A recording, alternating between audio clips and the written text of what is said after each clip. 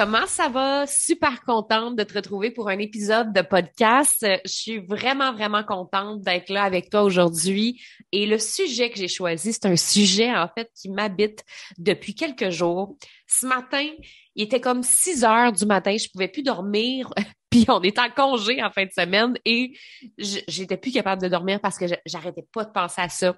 Après, je suis allée dans la douche, j'arrêtais pas de penser à ça. Là, je me suis dit, go, on enregistre le podcast 7 heures le matin parce que j'ai vraiment besoin de partager ça à ma communauté, à mon audience. Donc, aujourd'hui, j'ai envie de te parler de la peur de décevoir.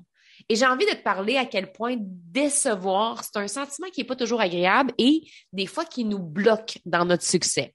Mais ce que j'ai envie de te dire, c'est que décevoir pourrait être en fait la clé de ton succès et non le contraire. Et c'est ça que j'ai envie de discuter avec toi parce que j'avais une réflexion par rapport à ça dans les derniers jours. Je suis dans une période en ce moment de grands mouvements, de grandes décisions. Tu vas voir, aujourd'hui, il n'y a pas vraiment de clé, il n'y a pas d'étape.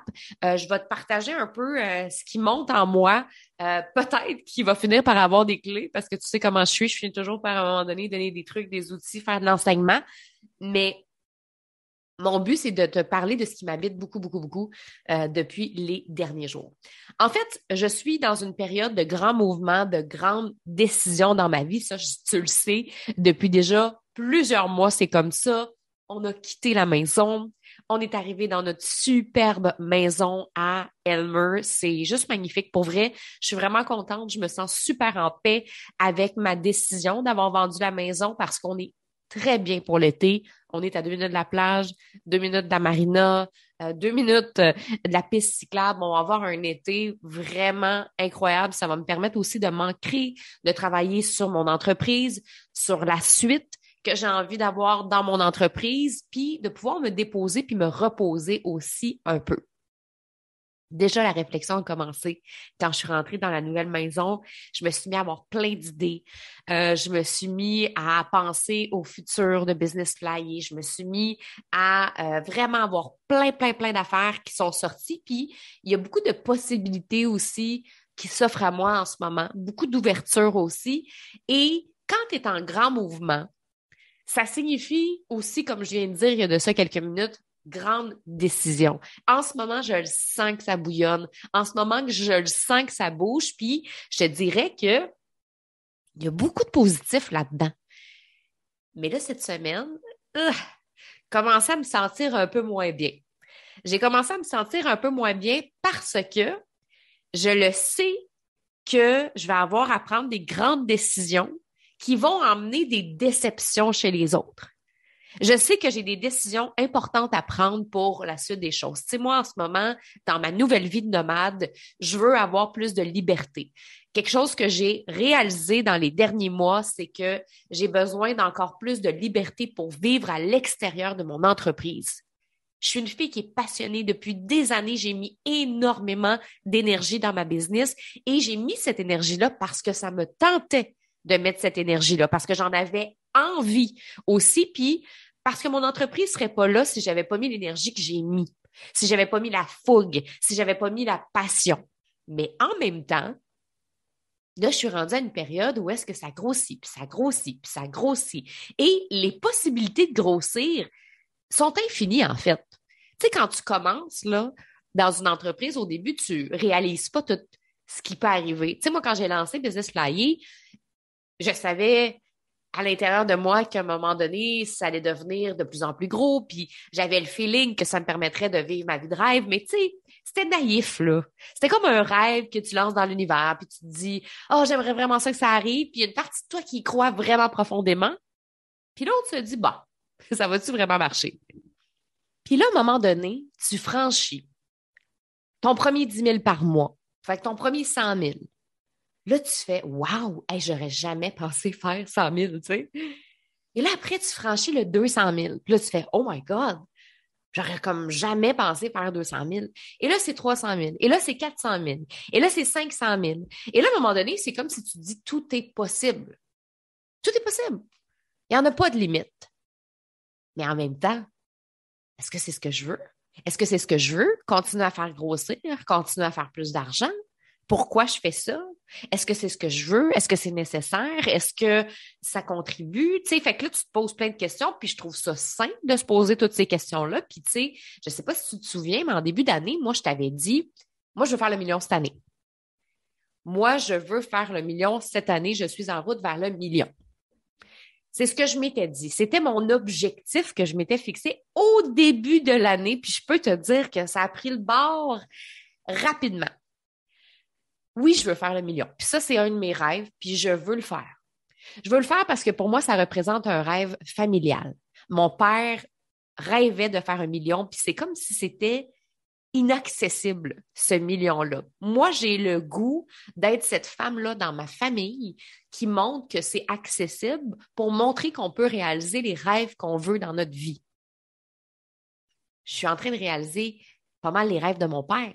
Je me suis acheté ma Westphalia parce que j'en avais envie aussi, parce que ça me fait penser à mon père, parce que je tripe ces Westphalia, mais ça reste que c'est un peu le rêve à mon père.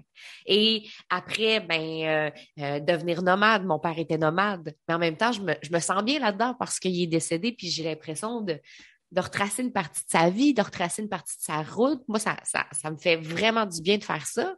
Et là, le million, tu sais, j'ai le goût de le faire pour lui, puis j'ai le goût de le faire pour la famille, puis j'ai le goût de le faire pour briser un pattern familial, financier qui était pas agréable. C'est comme si dans ma famille, on n'était pas destiné à faire d'argent. C'est comme si on était destiné à pas en faire. C'est comme si on était destiné à pas en avoir beaucoup, à se débrouiller avec pas beaucoup. Et moi, j'ai envie de montrer qu'on peut en faire d'une façon saine, en étant en cohérence avec qui on est, qu'on peut en faire en contribuant aussi aux autres. Donc, je vais le faire, mon million, je le sais. À partir du moment où je le sais, est-ce que c'est nécessaire absolument de se fixer un objectif de performance que j'ai 1 an pour le faire? Et rapidement, quand je suis arrivée au Costa Rica, puis rendue en février, là, moi, là, le million, là, je t'ai enlevé cette pression-là assez rapidement. Parce que j'avais pas envie d'être dans cette pression-là cette année. Je peux te dire que la jungle m'a beaucoup amené des prises de conscience, puis je me disais, oh my God, est-ce que j'ai envie vraiment de courir après le million ou j'ai envie que le million vienne vers moi, puis que ce soit fluide, puis que ce soit facile? Est-ce que j'aurais pu atteindre le million? Puis peut-être ça va se faire aussi, là, mais est-ce que j'aurais pu atteindre le million cette année? La réponse est oui, parce que je sais comment faire. Aujourd'hui, pour moi, il n'y a pas de limite. Je sais comment faire 1 million. Mais énergétiquement, est-ce que je suis prête à ça? Est-ce que je suis prête à faire ça? Et là, j'ai pas oublié le sujet qui est peur de décevoir. Regarde où je m'en vais avec ça. Premièrement, ça part de là. Au début, quand je me suis dit je ferai pas le million, je me suis déçue moi-même. Il y a la déception qu'on a envers nous-mêmes, puis il y a la déception qu'on a peur de faire subir aux autres. Et là, j'étais beaucoup, à ce moment-là, dans l'année, j'étais comme, je me déçois, tu sais. Mais on, Steph, let's go, t'es capable. T'es une superwoman, t'es une super warrior, t'es une entrepreneur ça coche, let's go, t'es capable. Parce que ça, on n'oublie pas que les filles qui me connaissent depuis un bout de temps, vous savez, la performante, là, Steph Mété, là, l'ancienne fille de télé, l'ancienne fille de radio, est pas ben loin.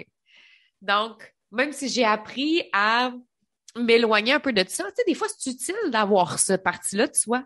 Moi, ça m'a amené plein de choses positives. Si j'avais pas eu la partie de Steph performante, je serais pas où je suis aujourd'hui parce que c'est ce qui m'a permis d'avoir des deadlines, c'est ce qui m'a permis d'atteindre mes objectifs, c'est ce qui m'a permis d'avoir une structure. Mais en même temps, il y a la performante, on va dire, saine, parce que c'est correct d'avoir une certaine performance, puis il y a la performance malsaine. Quand c'est un excès de performance, puis que tu le fais pas pour les bonnes raisons, ben c'est ça qui devient problématique. Puis là, je sentais que je le faisais pour me prouver, puis pas pour prouver aux autres, pas pour prouver à mes clientes, pas pour prouver aux gens. C'était vraiment pour moi, me prouver à moi-même, puis à mon père, tu sais. Puis mon père est pas là, mais tu sais, dans ma tête, il me regarde, là, tu sais. Fait que là, je suis comme, prouver à mon père, papa, je suis capable. Puis Steph, t'es capable. Moi, je suis vraiment quelqu'un qui, dans la vie, je veux pas prouver les choses aux autres, mais mon Dieu, j'ai besoin de me prouver des fois à moi-même que je suis capable, tu sais. C'est comme une compétition avec moi-même. C'est pas une compétition avec le monde, c'est une compétition avec moi-même. Montre-moi que tu es capable, Steph, tu sais. Et je me sentais vraiment comme ça. J'étais déçue au début de moi, jusqu'à temps qu'à un moment donné, je lâche prise, puis que je fasse, OK, là, non, ça sera pas cette année le million. J'ai envie de vivre une année relax où je me mets pas de pression et je ferai l'argent que je ferai. On va finir peut-être cette année avec peut-être 700 000. Mais c'est quand même 700 000. Puis c'est quand même super merveilleux, puis super incroyable. Puis même si on finissait avec 650 000, c'est quand même 650 000. Donc, à un moment donné, c'est d'être capable de choisir, mais qu'est-ce qui est important pour moi en ce moment? Et à ce moment-là, en février, ce qui est important pour moi, c'était de prendre du temps pour moi, de me donner de l'espace, de me donner de l'espace pour créer, de me donner de l'espace pour réfléchir, de me donner de l'espace pour goûter à la vie. Parce que j'ai eu l'impression d'y goûter un peu moins. D'y goûter un peu moins parce que depuis que l'équipe est, est là, depuis que toute l'équipe, j'ai eu l'impression que c'est normal, là. Tu sais, il y a un an, moi, je suis partie de, j'avais une personne avec moi qui travaillait 40 heures semaine, mais qui n'était pas encore employée, à on est 4 maintenant, là. Ça fait pas si longtemps que ça. Ça, c'était l'année passée à pareille date. Hey, c'est fou, j'ai même pas réalisé. 1er juillet l'année passée. On est le 1er juillet, le moment où j'enregistre ce podcast. 1er juillet l'année passée, la Team Flyer fait son entrée dans Business Flyer. Avant ça, là, j'en avais pas d'équipe. Donc, il y a eu un ajustement cette année. Il y a eu un ajustement. J'ai pris ma place de leader. J'ai regardé ce qui marchait, j'ai regardé ce qui ne marchait pas. J'ai formé les filles. J'ai formé Phil. Tu sais, j'ai été beaucoup là-dedans. Ça m'a demandé plus d'énergie. Ça m'a demandé plus de jus.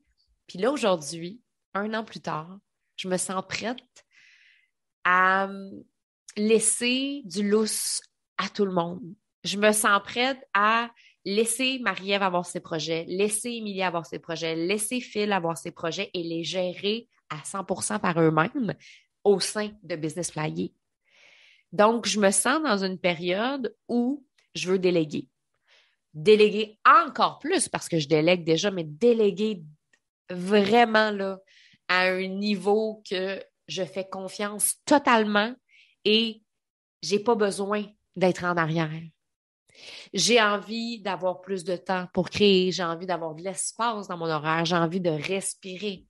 J'ai envie de vivre ma vie, comme je disais tantôt, à l'extérieur des médias sociaux, à l'extérieur de mon entreprise. Tu sais, récemment, je me disais, mais j'aimerais ça, moi, prendre des cours de ukulélé, tu sais. Moi, j'aimerais ça, tu sais, pouvoir sortir mon petit ukulélé là, quand on fait des feux l'été, là. Puis j'aimerais ça, aller peut-être faire une immersion d'espagnol parce que là, je prends des cours d'espagnol présentement, puis j'ai l'impression que je pourrais vraiment aller faire une belle immersion. Puis là, j'ai vu un documentaire l'autre fois, puis les deux gars sont allés faire une immersion en Équateur pour apprendre l'espagnol. J'ai le goût de faire une immersion. J'aurais le goût d'aller faire un camp de surf, genre une semaine, partir en camp de surf pendant une semaine, puis vraiment comme m'améliorer en surf. Hey, j'aurais le goût, là, des fois, de partir puis de faire un genre de cours de salsa à Cuba, puis d'aller apprendre la salsa à Cuba. J'ai le goût d'essayer des affaires, j'ai le goût de prendre des cours, j'ai le goût de m'amuser, j'ai le goût d'essayer plein de trucs, mais qui n'ont rien à voir avec mon entreprise ou mon image sur les médias sociaux. J'ai le goût de vivre ma vie. Et là, plus je pense à ça, plus je regarde ma structure de business, d'entreprise, et que je fais, ça marchera peut-être pas, ma belle Steph. Ça marchera peut-être pas, ma belle Steph, toutes ces idées-là que tu as incroyables, parce que ta structure actuelle ne te le permet pas. Et là, ça fesse. Parce que là, je me retrouve face à un Y. Face à un Y où je dois choisir entre le chemin de gauche et le chemin de droite. Le chemin de gauche, c'est ce chemin-là de plaisir et de liberté. Je le sais que je vais être bien dans ce chemin-là. Je le sais que je vais vivre des choses extraordinaires. Je sais que je vais rencontrer des personnes extraordinaires. Et même pour mon entreprise, ça va m'apporter des opportunités extraordinaires. Mais ce chemin-là va m'apporter beaucoup plus d'émotions négatives à court terme parce que je vais devoir prendre des décisions qui vont déplaire. Et je vais devoir peut-être prendre des décisions qui vont décevoir aussi. Des décisions qui vont décevoir peut-être des membres de l'équipe, des décisions qui vont peut-être décevoir des membres de ma famille, des décisions qui vont peut-être décevoir des amis, des partenaires, qui vont peut-être aussi décevoir mes clientes. Et ça, des fois, juste d'y penser, là, ouf, je suis pas bien. Et c'est exactement le feeling que j'avais cette semaine. J'étais comme, je suis pas bien, je suis pas bien, je suis pas bien, je suis pas bien.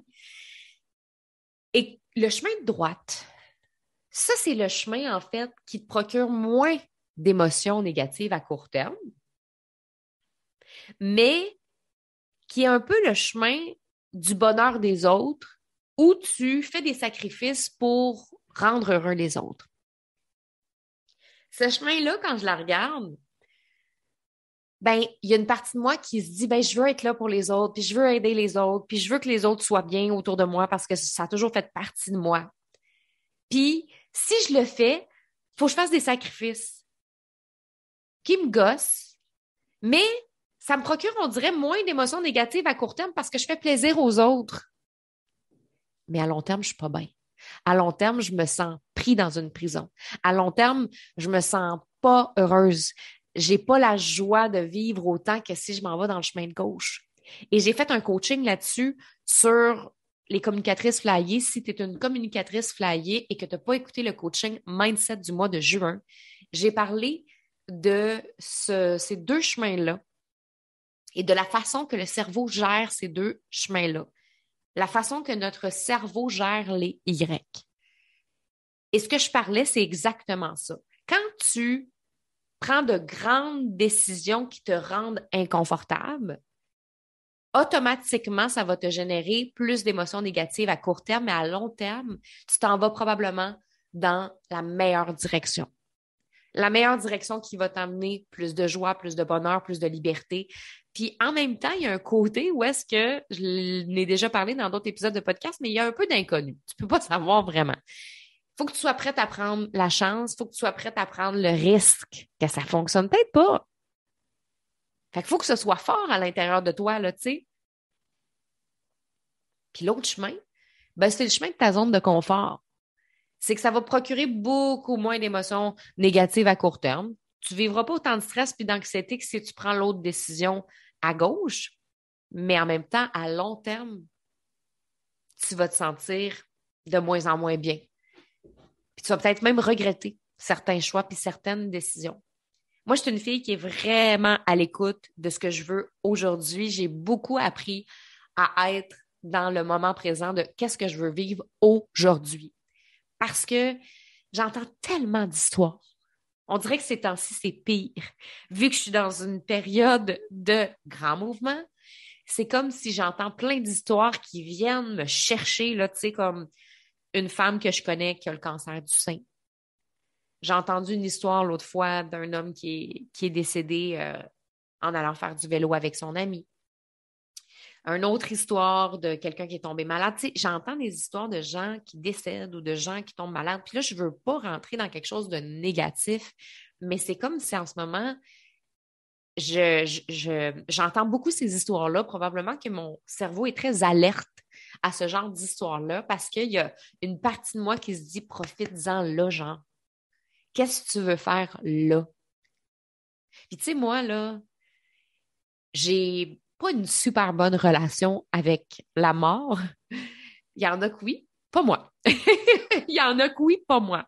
Moi, j'ai tellement le goût de profiter de ma vie, puis c'est pas tant la mort qui me fait peur que le fait de pas avoir assez profité, puis de pas avoir tout fait ce que je voulais faire. Donc, il y a cette partie-là qui me stresse des fois, puis qui m'angoisse, puis je suis comme, OK, là, right now, qu'est-ce que je veux, là? Est-ce que je suis bien? Est-ce que je suis alignée? Est-ce que c'est ce que je veux? Parce que je ne le sais pas, moi, si dans 6 mois, je vais être encore là, si dans un an, je vais être encore là. Quand j'entends parler des gens, là, genre, hey, moi, je prends cette décision-là parce que je sais que dans 5 ans, ça va avoir un impact, je suis comme, tu vois, tu sais? Là, je dis ça vraiment là, à la blague parce que, tu sais, on est fait différemment, puis je le sais qu'il y a des personnes qui regardent plus à long terme, puis en même temps, pour moi, c'est impensable. Impensable. Je peux pas prendre des décisions en fonction de ce que je veux vivre dans 5 ans ou je veux vivre dans 10 ans, parce que je ne sais même pas ce qui va se passer d'ici là. Fait que toutes les décisions que je prends sont en fonction de mon alignement du moment présent. Mais la peur de décevoir m'habite en ce moment.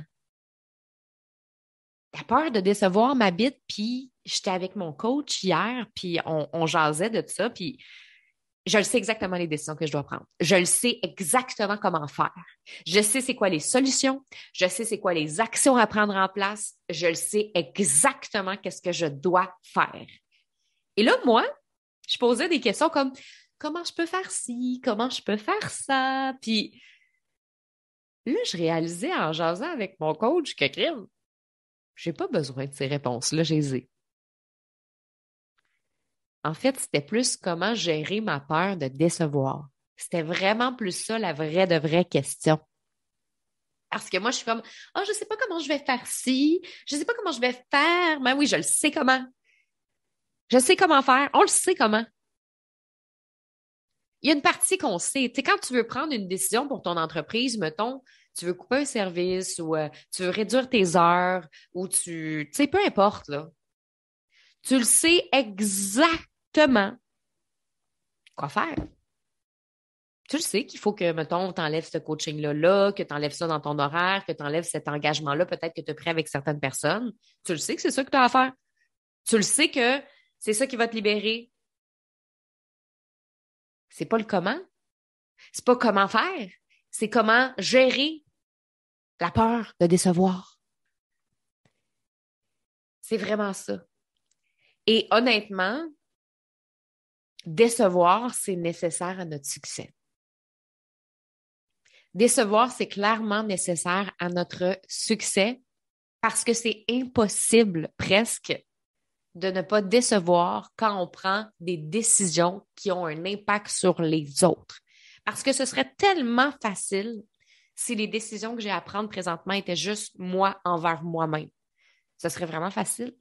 Tu sais, c'est comme, je parlais avec une cliente récemment qui, euh, elle veut voyager plus. Tu sais, elle dit, moi, je veux voyager plus. Puis je le sens, ça m'habite, je le ressens à l'intérieur de moi. Puis tu sais, je veux voyager plus. Puis en même temps, je trouve ça compliqué parce que j'ai les enfants qui sont pas encore assez grands. Puis crime, je suis pris là-dedans parce que j'ai une dualité entre je veux répondre à ce besoin-là de voyager. En même temps, j'ai les enfants à l'école. Les enfants tiennent à finir leur année scolaire ou quoi que ce soit, ou finir, mettons, leur secondaire ou peu importe, là, tu sais. Puis, ils veulent finir leur école. Moi, je veux voyager. Puis, j'aurais le goût peut-être de me dire cette année, regarde, je me prends 3 semaines ou je me prends un mois, je pars en voyage, puis je fais garder les enfants. Puis, ça me challenge. Parce que je sais que je vais décevoir les enfants. Je sais que je vais décevoir les enfants parce que les enfants veulent que je sois là pour les aider dans leurs devoirs. Parce que les enfants veulent être avec maman. Parce que les enfants n'ont jamais été plus longtemps que 5 jours sans maman. Ça me challenge, Colin. Mais en même temps, je le sais que je le veux. Puis je le sais que j'ai besoin de ça. Puis ça se peut qu'en plus de décevoir les enfants, on va décevoir la mère. Qu'est-ce qu'elle va penser, ma mère, que je parte un mois? Hein? Mère ingrate. T'occupes pas de tes enfants. C'est pas le temps de faire ça. Il y a ça aussi. Décevoir sa mère, décevoir ses enfants, décevoir les autres, décevoir le père des enfants avec qui tu es séparé, par exemple. Ah ouais. Fait que tu t'en vas, toi, t'occuper de toi, égoïste. Il y a ça aussi. C'est que des fois, quand on prend le chemin qu'on sait qu'on doit prendre, c'est comme si on se sent égoïste. Puis c'est pas un sentiment qui est agréable de se sentir comme une égoïste. Parce que c'est tellement plus facile de se dire, ben garde, j'ai le choix entre le chemin de l'égoïsme ou le chemin du bonheur des autres. M'a prendre le chemin du bonheur des autres. Mais je pense que en prenant un pas de recul, on réalise que c'est pas un chemin de l'égoïsme, au contraire. C'est le chemin de soi. C'est le chemin qu'on a besoin de faire pour soi. Parce que quand on suit son chemin pour soi, c'est là qu'on devient une meilleure personne pour les autres. En ce moment, dans les décisions que j'ai à prendre, je le sais que je vais décevoir certaines personnes, mais je le sais que le but en arrière de ça, c'est aussi de les aider encore plus, ces personnes-là. Parce que quand moi, je suis alignée, je suis sur mon X. Quand moi, je suis sur mon X, je peux aider les personnes encore plus à être sur leur X. Moi, j'enseigne à mes clientes à créer leur structure de plaisir. Fait qu'aussitôt que je me sens un peu en décalage avec ma structure de plaisir, moi, je veux retourner dans ma zone. Puis je veux retourner sur ma structure de plaisir parce que je veux incarner ce que j'enseigne. Puis en même temps, je trouve ça génial de me sentir désalignée, puis je trouve ça génial d'avoir ces périodes-là parce qu'après, je suis encore meilleure dans mes enseignements. Si j'étais toujours dans ma structure de plaisir puis toujours dans mon alignement, ben ça serait plate en tabarouette, là, faire du coaching. Donc, on se sent des fois égoïste de prendre un chemin qui nous est destiné. Mais en même temps, notre intuition, notre voix du cœur, plus on est connecté avec elle, moins elle se trompe. C'est sûr qu'au début, quand on n'est pas habitué d'écouter son intuition, des fois, on n'ira peut-être pas dans le bon chemin parce que des fois, on ne fait pas la différence entre notre tête, notre cœur. Est-ce que c'est vraiment quelque chose que j'ai envie au plus profond de moi-même ou est-ce que c'est ma tête qui a envie de ça? Est-ce que c'est une illusion? Est-ce que c'est réel? On se pose bien des questions, puis là, on ne le sait plus toujours. Mais en même temps, moi, je me dis, quand tu t'écoutes, c'est sûr que tu t'en vas dans le chemin du succès. Quand tu écoutes ton cœur, quand tu écoutes ton intuition, quand tu écoutes ta petite voix, quand tu écoutes ton gut feeling, c'est sûr que tu t'en vas dans le chemin du succès. Et ça se peut que le succès, ce soit aussi de trébucher. Parce que pour moi, ma voix du cœur m'envoie tout le temps à la bonne place. Si j'ai besoin de trébucher, c'est qu'il y a une raison pourquoi j'ai besoin de trébucher, puis ça fait partie de mon succès. J'avais besoin de trébucher pour pouvoir accéder à mon prochain niveau de succès. J'avais besoin de vivre des difficultés, j'avais besoin de vivre certaines choses qui m'amènent à la bonne place. Des fois, on a besoin d'apprendre des choses. Donc, c'est pour ça. Mais décevoir, pour moi, c'est nécessaire à mon succès. Et plus tu augmentes ta capacité à accepter de décevoir, plus tu augmentes ton taux de réussite. Parce que tu vas voir qu'à un moment donné, tu vas avoir la capacité à prendre des décisions plus rapidement, à faire des choix plus facilement, à te réaligner, à retourner dans ta structure de plaisir et tu ne te poseras plus 60 millions de questions. Moi, je suis une fille qui a vraiment changé ma définition de l'engagement dans les dernières années parce que pour moi, mon engagement avec moi-même est plus important que mon engagement sur papier. Je sais que ça a l'air bizarre de dire ça, là, mais tu sais, moi, les contrats et ces affaires-là, là, idéalement, là, faut pas que ça dure un an. Parce que je trouve que j'évolue vite, puis je change vite, puis il y a bien des affaires. Je réalise que je peux pas faire des trucs d'un an de moins en moins parce que je change trop. Puis là, j'ai le goût de tout changer, puis là, j'ai le goût de modifier des affaires, puis là, j'évolue, fait que je vais probablement me diriger vers quelque chose où est-ce que ça n'existera plus tant que ça, des accompagnements d'un an avec moi, à part mes mentories en one-on-one, parce que pour du coaching one-on-one, je trouve c'est important qu'on soit ensemble sur du long terme. Puis les projets changent, fait qu'automatiquement, il y a du mouvement. Mais il y a beaucoup de formations que j'ai que j'aimerais réduire en termes de temps. Parce que des fois, il y a tellement de choses qui changent. Moi, j'évolue, puis là, ma vision change, puis là, mon alignement change, puis là, je me sens désalignée avec le produit que j'ai, puis là, je suis comme, oh my God. Fait que, puis c'est la même affaire aussi avec les partenariats, tu sais. Tu acceptes un partenariat, puis là, après, t'es comme, ah non, mais là, je voulais faire ça, puis là, je peux pas faire ça à cause que j'ai ça. Fait que moi, de plus en plus, je me permets de me désengager. Fait que je suis un peu rebelle, tu sais. C'est comme, OK, bon, ben finalement, ça me correspond plus. Et je déçois. Je déçois, là. Ça n'a pas de bon sens. Mais je suis comme, mais en même temps, ça me dérange encore, mais de moins en moins. Puis on dirait juste le fait de faire le podcast, ça me fait réaliser que je suis prête à décevoir. Je suis prête à décevoir dans les prochaines semaines. Je suis prête à décevoir dans les prochains mois. Je suis prête à décevoir dans les prochains 6 mois, dans la prochaine année. Je suis prête à décevoir pour mieux recevoir des nouvelles informations, puis être ouverte aux possibilités, puis m'écouter pour rester alignée. Parce que je sais que quand je suis alignée, c'est là que je donne le meilleur de moi à tout le monde. À mon chum, à mes amis, à ma team flyer, à mes clientes, à toutes les personnes que j'aime.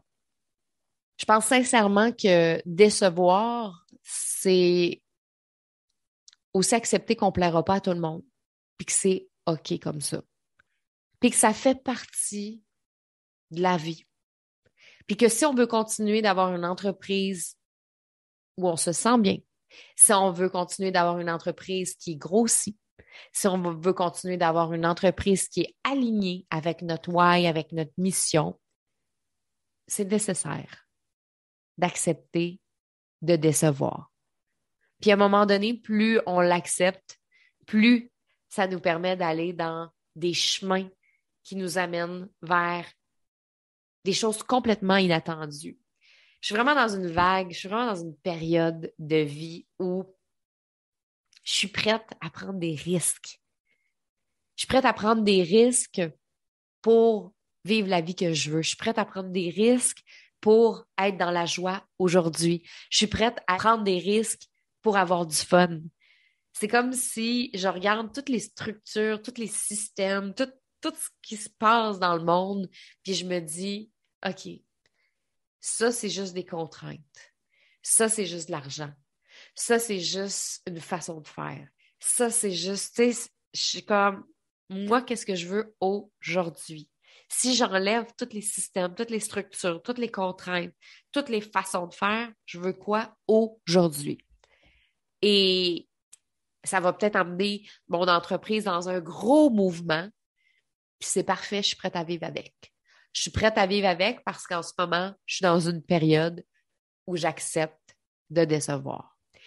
Donc, c'est ça que je voulais partager aujourd'hui. C'était vraiment genre go with the flow. Je te partage comment je me sens, je te partage qu'est-ce que je vis. Puis, je suis convaincue que ça t'est peut-être déjà arrivé toi aussi de te sentir un peu comme ça dans une croisée des chemins par rapport à certains trucs dans ton entreprise, puis que tu avais peut-être cette peur-là de décevoir. Parce que quand on prend des décisions dans notre entreprise, ça affecte pas juste les gens à l'intérieur de notre entreprise. Ça peut affecter les gens à l'extérieur de notre entreprise. Fait que, tu sais, ça peut affecter notre famille, ça peut affecter notre conjoint, ça peut affecter beaucoup, beaucoup de choses à l'extérieur, puis aussi les gens qui travaillent avec nous, aussi les clients. Puis ça fait que des fois, ce serait juste plus facile de se dire, je vais prendre le chemin de droite, le chemin où est-ce que les autres sont heureux, je fais des sacrifices, c'est parfait, les gens se sentent bien, mais où on sait que c'est pas ça qu'on veut à l'intérieur de nous, où on prend un chemin qui est plus tough, plus sinueux, plus difficile, qui va nous procurer beaucoup d'émotions négatives à court terme, mais qui en même temps va nous amener plus de joie, plus de bonheur, plus de défis, et c'est ça qu'on veut. Donc voilà, c'est ça que je voulais te partager aujourd'hui. Je te souhaite une super bonne semaine et on se retrouve la semaine prochaine avec un autre épisode de podcast. Bye!